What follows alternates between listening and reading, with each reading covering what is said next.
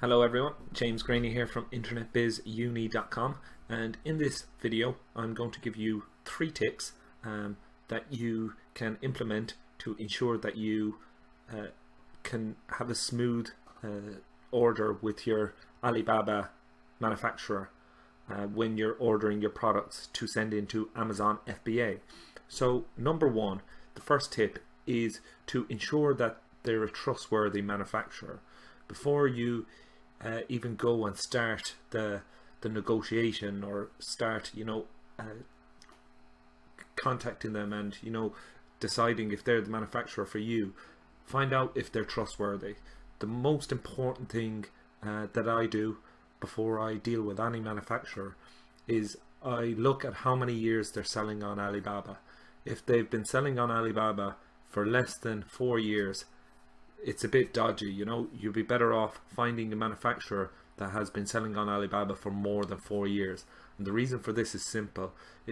They'd be a lot less likely to rip you off if they've been selling for more years.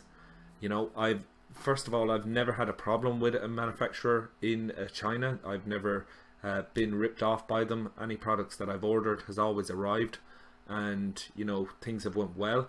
But I hear some horror stories, and whenever I dig into it and find out more about it, I always find out that the manufacturer has been selling for less than 4 years. And if you're an Amazon seller already, you'll know that you'll respect your Amazon account. As long as you've been selling on Amazon, you're not going to try and rip people off.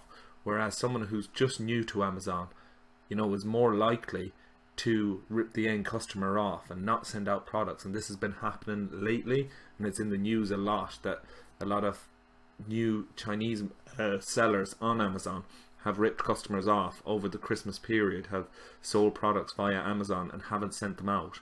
And this can happen with Alibaba too. But the thing to be clear on is, if they've been selling on Alibaba for more than 4 years, they're not going to want to risk their Alibaba account. They're not want you to go to Alibaba and complain, say you didn't receive your products, and chance them getting kicked off. So that's the first tip, is to make sure they're trustworthy. There's a lot more things you can do to check out, do a company check, get an agent in China to check their company, see everything's legit, all like that. But the one crucial thing is make sure that they've been selling on Alibaba for a while, at least 4 years is what I say. Number 2 is be clear in your emails with them. So if you're communicating with someone who speaks 100% English, your messages and your emails don't always have to be that clear. But when you're speaking with someone who speaks a different language, and a lot of the manufacturers I've spoke with in China, some of their English hasn't been great, but the most important thing is that you're very clear and concise with your emails to them.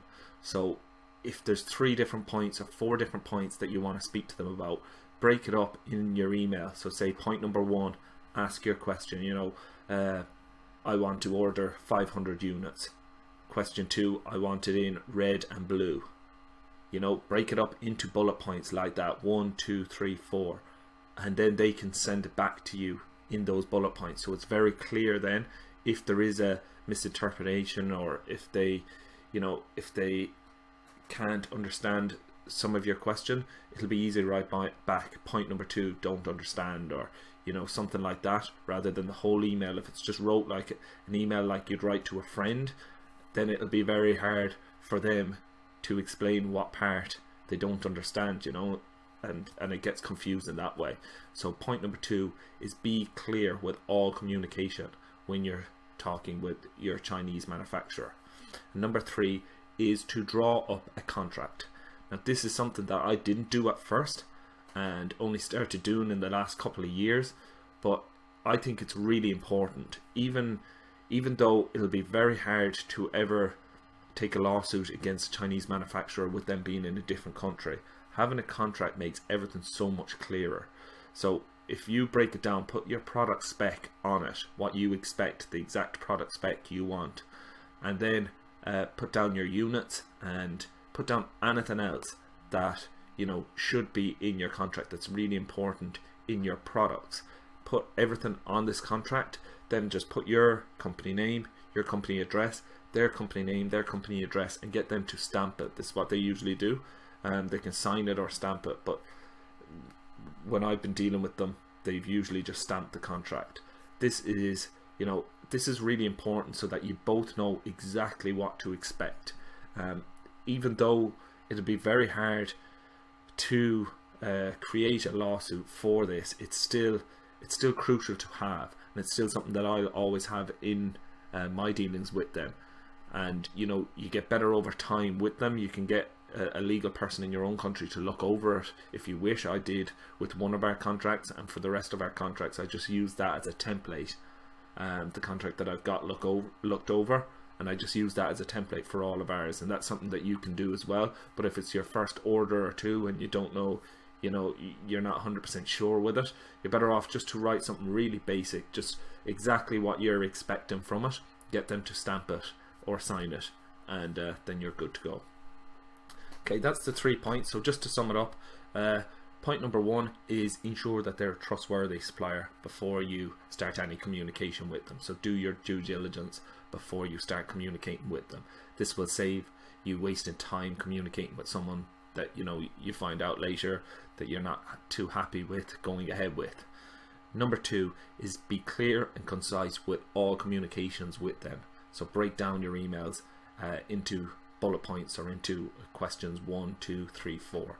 Break it down as simple as possible so it's really straightforward to see exactly what you're communicating across to them. And number 3 is to draw up a contract. No matter how basic it is, it's good to have your agreement stamped between both of you, you and the manufacturer, before you go ahead and pay them the money for the order. Cool. So I'm going to have a quick look now and just see if there's any questions here, and if there is, if you have any questions, just drop them in the comments. I'll get around to answering them. I'll be on Facebook for a while, and I'll get around to answering them. If you do have any questions, I'll be delighted to answer them. Otherwise, we'll speak soon. Bye.